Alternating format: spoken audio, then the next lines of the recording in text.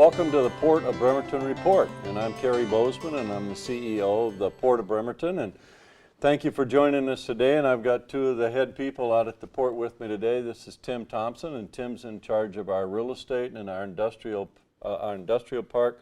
And this is Scott Ware, who's in charge of our communication, and now I think is going to have a lot to do with what we do in the. Now we don't call it SEED anymore, Scott. Clean technology initiative. Clean technology.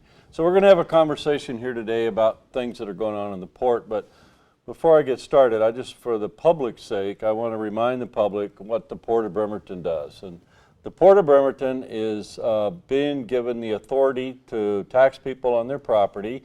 We try not to make it too much, to provide economic opportunities and job creation in our community, in our district. And so our mission is bringing new jobs to our community so our kids and their kids will have a good place to work.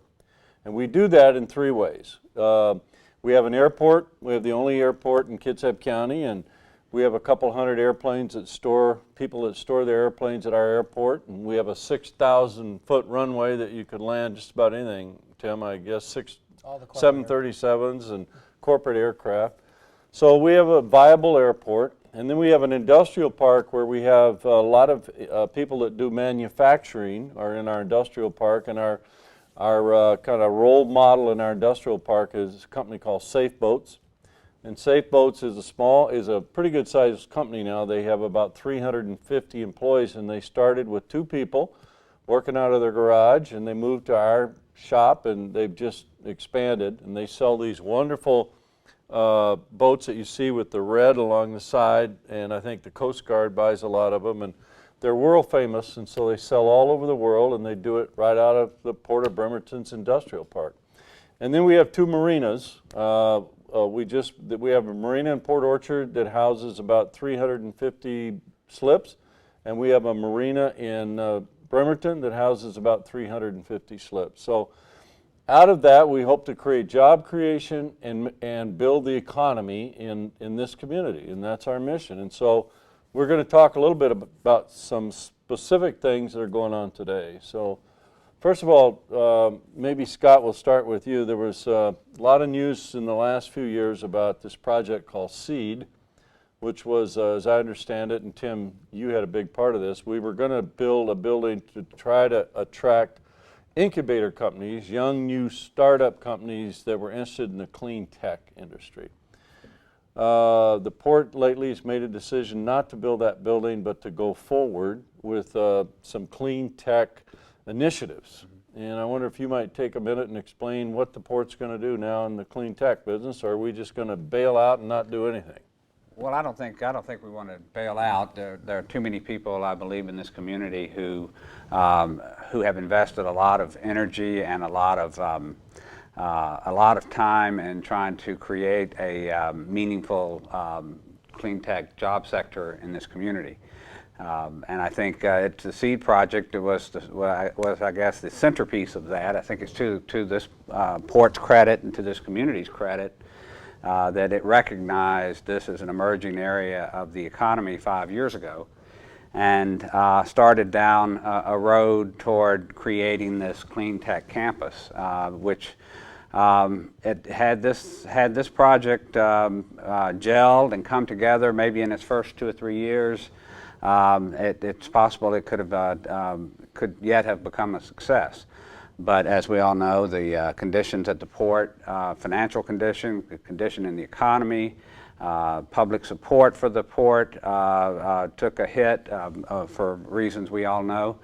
And we've arrived at a point, as you recommended this summer or last month, where that road is just not a road that we can go down. And but I think it's real important that we say if we can't get to our goals by going down this road, let's find a road that we can.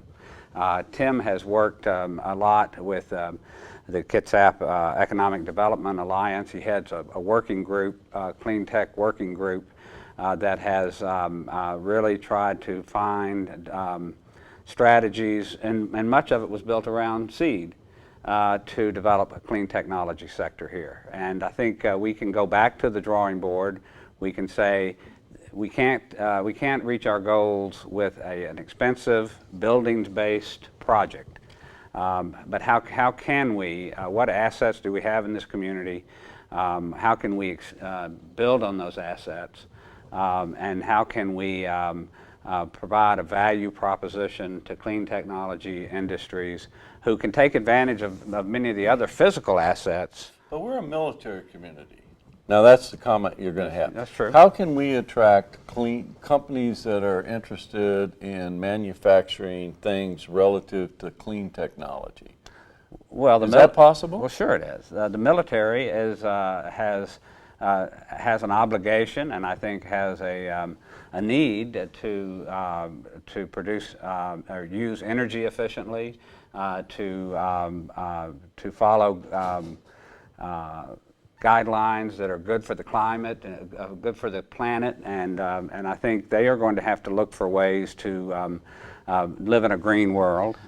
And I would guess that the port itself has got some somewhat deficit in its efforts to be sustainable in terms of its energy use and how we do our own business. So we're going to have to kind of start at home, right? That's right, and I think that is one of the opportunity costs of having invested so much of our time and energy in seed, is that it has taken some of our focus away from the things we can do in our own operations, whether it's at the airport or our marinas or in the industrial park. So let me ask you, Scott, and maybe Tim can chime in. 5 years from now, where would you see us in terms of our efforts to make clean technology a more viable part of Kitsap County? Well, I think what we'd like to have is a workforce that is attractive to clean technology companies. We have Olympic College, which I think has the potential to offer 4-year programs, and has begun to, I think has a lot of support in the community. I think we have the Navy and our military assets, which provides for highly skilled shipyard workers and other technical fields. So is it your feeling that, Tim, maybe you, is it your guys' feeling that within 5 years we'll be able to attract some companies that are manufacturing clean technology science?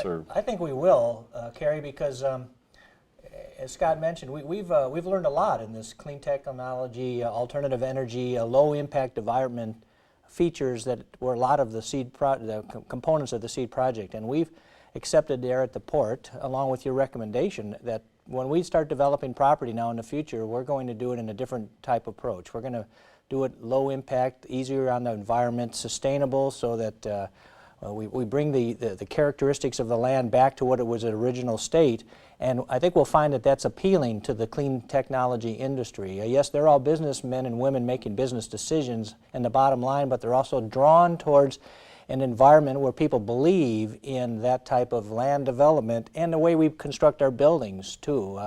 The building, our featured building right now, the port decided to build in some features that bring in pervious concrete, one of the first projects in the community, and it was one of the first projects where it was 100% infiltration by using rain gardens on site, so that the stormwater doesn't leave, but it remains on site on the footprint and totally eliminated. So we have some green features to this building. That's right. By the way, this building's for lease, folks, and it's 20,000 square feet with 5,000 feet of office. It's a beautiful building, and if you want to lease it to manufacture your next dream, your vision, call Tim at the port. Let me talk a little bit before, and then we'll pop back to this. The port also, as part of our effort, is to attract manufacturing companies of all kinds. And a lot of the public doesn't understand what our industrial park is. Tim, just could explain a minute what it is, who's in there, how's it work? Well, our industrial park is part of 587 acres, of which about 350 is leasable. In other words, when you subtract the critical areas and the topography challenges, we have over 300 acres, and that's just the port property. And we'll talk about South Kitsap industrial area here a little bit later. But we have about 32 tenants in the industrial park. We have, as you mentioned earlier, Safe Boats is one of our largest success stories. Safe Boats International leases close to 90,000 square feet of industrial space in the port. Buildings that the port owns that we have used tax dollars in the past to either buy or build ourselves to generate those 350 jobs. We have about 750 jobs totally in the industrial park that comes out of our improvements that the port has made over the years from the late 70s. Unfortunately, most people know where we are because they're used to going to what was the old landfill, and now it's the transfer station. But the fact is that does give us some good exposure as to bringing them and reintroducing them to our buildings. We have businesses besides Safe Boats. We have one other boat manufacturing business in there. We have woodwork as far as cabinetry businesses. We have moving and storage. You wouldn't be surprised that there needs to be some warehouse spaces for the military, as this is a military community.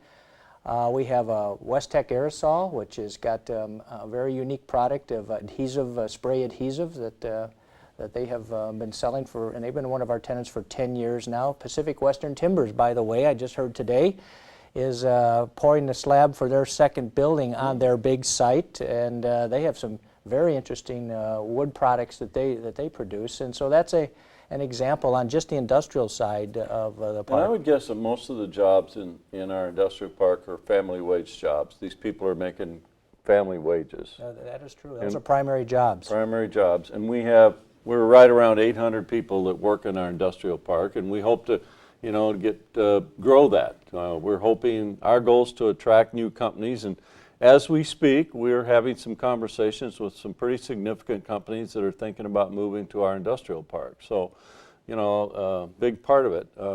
Cary, it's important to remember that the primary jobs, we talk about our 700, 800 primary jobs. It's a well-known fact that the state applies about a 2.5 multiplier to those primary jobs that spin off secondary jobs, which are more service-oriented. They may not be family wage jobs, but they're another contributor to the local economy in those jobs. And so our computations of over 2,000 jobs actually come out of the industrial park. Yeah, and I have a vision, and I know both these men do too, that we're going to attract a major private company to our region in the near future. I'm not talking about Microsoft, but somebody that people have heard of that will really make a significant impact in our community in a lot of ways. I want to get back and talk a little bit about communication.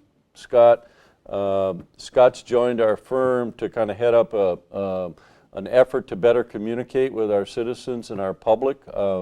Most governments just don't do a very good job of communicating to our shareholders, and our shareholders are you, the taxpayers, and we're committed to having a transparent company, to sharing our thoughts and ideas with the public, and Scott's kind of been helping us with a new initiative. I think we call it Building Public Trust. Scott, where are we with that, and where are we going with it?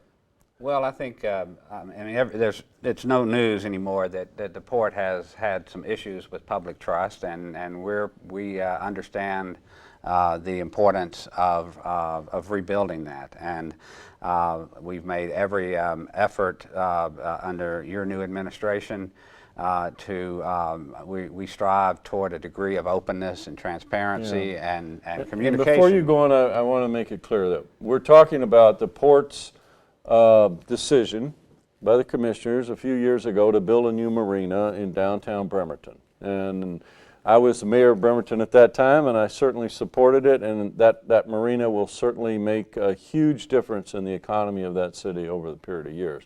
It was an expensive project because we had to build a breakwater, and that made it, because the ferries come in and they toss that wake, and we wouldn't be able to attract boats if that wake was knocking those boats around. So we had to build this breakwater that goes down about, I don't know, 10, 12 feet? 25.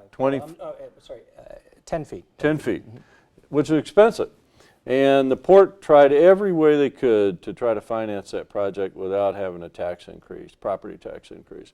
And finally, they voted to have a property tax increase, and it didn't get written up in the Kitsap Sun, and the port failed in their effort to communicate the tax increase issue. And when it appeared on everybody's tax statement at the next, when they got their tax statements, in many cases their property tax on the port's portion had doubled.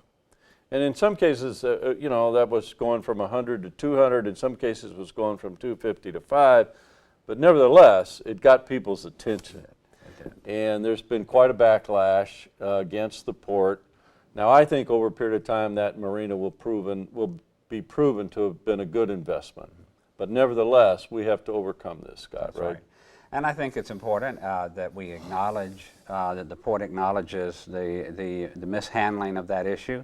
Cary, and when you made your seed recommendation, you said flat out that it was a mistake, that the port should have passed that measure without engaging the public in a meaningful way. And I think that's the beginning of, a new degree of candor that I know you're committed to. And I think we have to take that candor to the public in our meetings and everything we do. We're planning 3 meetings at the community level this fall. We're going to meet October 1st at the CBEC Conference Center to meet with the citizens of that part of our district. October 20th, we're going to meet in Port Orchard at the Givens Center. And on November 17th, we're going to meet in Bremerton at the Sheridan Park Community Center. And that will be an effort to communicate directly with our constituents in our districts who either don't understand the port, are still angry at the port, want to know what we're going to do to earn their trust and to provide them value for their tax dollars. And I think that's going to be a major component of what we're trying to do. You know, it's important to recognize that as a government agency, that the public there are going to be people in the public who disagree with what we do, the decisions we make, the strategies we employ. But we have to convince people that we're going to be honest about our reasons, that we're going to be forthright, that we're not, that if you agree or disagree, you will at least not be suspicious of our motives or our intent. And I don't think that's wholly where we are now, but I think we're on a path to be there. And I don't think it's wholly where most governments are, to be honest with you. I don't think, I mean, we had that, you know, I think most governments greatly fail in their effort to communicate better with citizens, and that's why you see the initiatives being so much a part of our political life now, because it's almost government by initiative anymore, and rather than government by representative government. And I talk to governments all the time, cities and counties, and I say we've got to invest more resources and time and people in communicating the message and listening to what the constituents have to say. And when you don't do that, the citizens kind of want to take control of it themselves. Well, sometimes, I've always said, sometimes we're at fault for forgetting that we're public servants. You know, it's very easy to get wrapped up in your projects of the day and lose sight of that, but we are here to serve the public.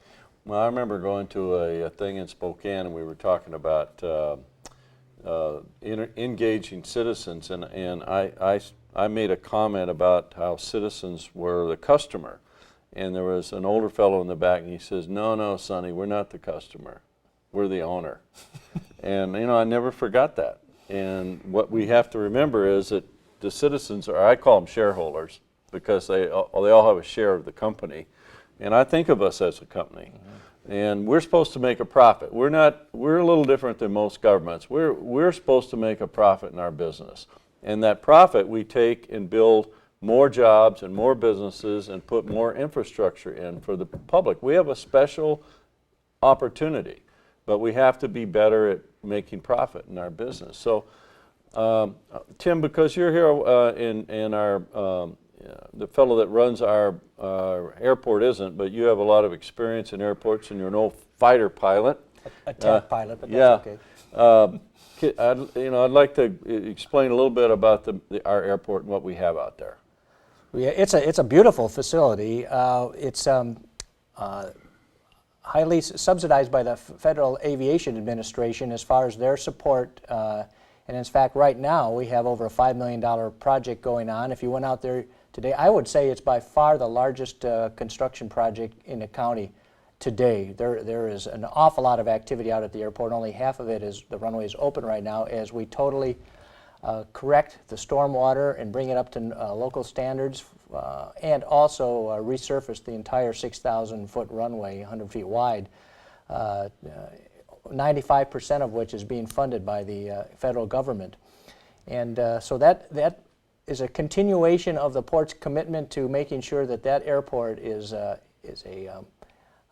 benefit and an attribute to this community.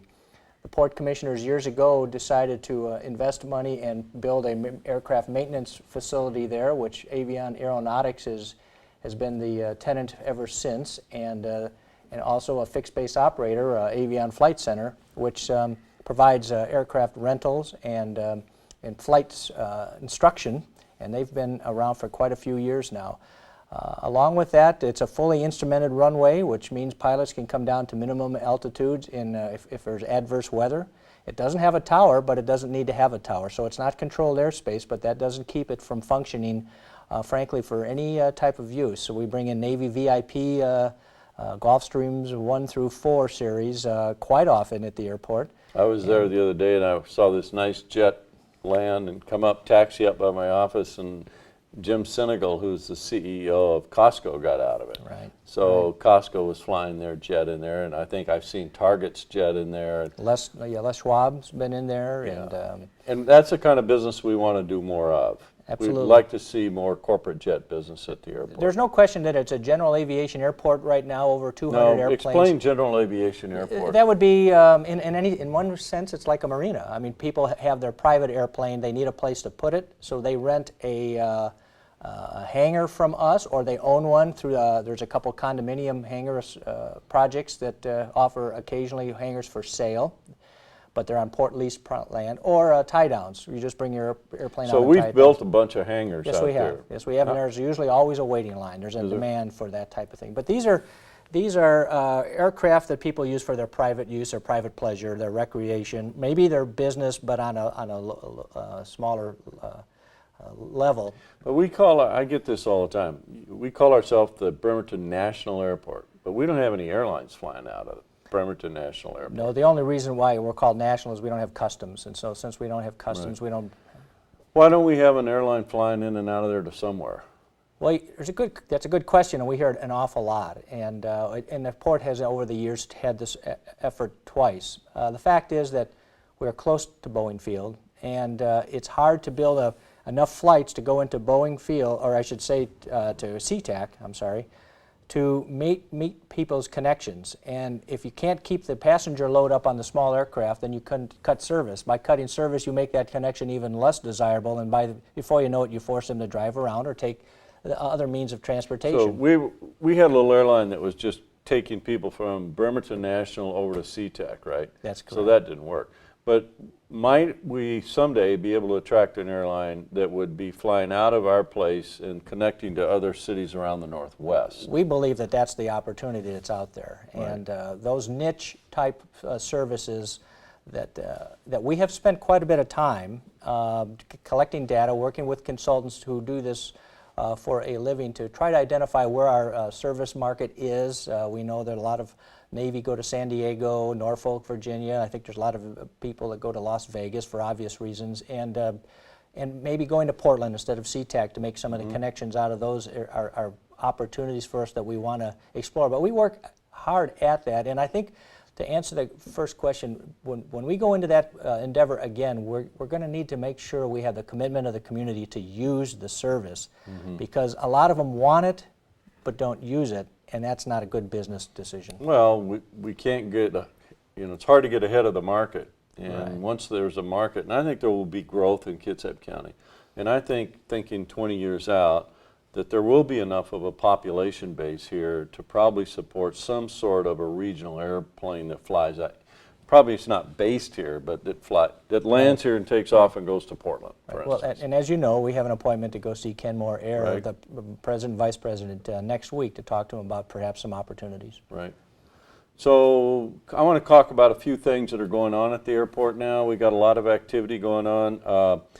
We've just started a marketing program to lease out our Bremerton Marina. We've only about 35% leased, but we're starting a marketing program as we speak to try to get that leased out ahead of schedule. Tim, if you could talk a little bit about the Stramp project. We just bought, or we're about to buy as this program goes on, the one open block in downtown Bremerton on the water right above our marina between the Hampton Hotel and the Harborside condominiums. And we bought it because we needed the parking space to support our marina. But we're about ready to initiate a project there called Stramp, and most people aren't going to know what the heck that means, so Right. you might explain that one to them. When the Kitsap Consolidated Housing Authority went ahead and built their condominiums, in order for them to get their permits and that, the city of Bremerton required that they provide some open space, view corridors, public access to the waterfront from the street using a ramp. So it was defined as the Stramp, a street ramp. Congressman Dix was very helpful in providing a $400,000 HUD grant for the Housing Authority, and so the money has been procured, and knowing that regardless of who owns the property, this project had to occur, and knowing, as you mentioned, that the port is in the process of purchasing it, it was time to go forward with this. The grants are only good for so many years, so we have started work on, the Port of Bremerton is overseeing the management of this project in anticipation of owning the land here, which will happen within a month. And this project we hope to complete this fall, which will be a very nice additional park area like the city has done so well in recent years, that this will be one on our property. And that's a good point, and then I want to get on to something else, but this marina at Bremerton is open to the public. Absolutely. And we have a big breakwater out there that people can go fish on, and they can take their chairs out there, and they can recreate and watch the boats come in. This marina is open to the public, so we urge you to go down and use it. And this Stramp is going to be another walkway that gets the public up from the marina up above and back onto the street. Back to the, I want to go back to the communication plan again. As part of that, Scott, we developed the 3-year strategic plan. Do you want to explain that a little bit in the process we took to just kind of lay out what our goals are for the next 3 years at the port? And we got about 2 minutes to do it. Well, all right, and it took us about 2 weeks. Yeah. Actually, this was something that reflected a great deal of thought. There was a public meeting held at the end of June or early July, in which the commissioners and the staff, members of the public were invited, spent a half day trying to set a strategic direction or set of strategic principles for the port. That was that kind of input and deliberative process was supplemented by the action plans from each of the directors, from the priorities you were setting for the organization, and we were able to take that and put it into a 3-year strategic operating plan, which I think lays out very clearly the goals of each of the 3 divisions of the port, and also the overarching goals for the organization as a whole. We want anybody that's interested in this to have access to it. We're going to be taking it to our public meetings. It's online on our website. It's online. Right? We've mailed it out. We're offering it. We want it to be people to have a clearer view of what the port is all about and where we're going. portofbremerton.org. portofbremerton.org. And I want to close, I know we've got about 30 seconds, to remind the folks what the port's about. The port was created by the state of Washington legislature for economic development purposes. We live in a capitalist system. A lot of our tax base comes from commercial activity called sales tax, and none of that happens unless there's economic activity going on in the community. Schools don't work as well. Cities don't have as many police officers. We can't pay for the paving in the streets unless there's economic activity, unless there's jobs. And our job is to create jobs. So we have marinas, we have airports, we have industrial parks. That's all we think about every single day we come to work, is how do we create jobs. So we'll keep doing our job. We look forward to seeing you next time on the report of the Port of Bremerton. Thank you.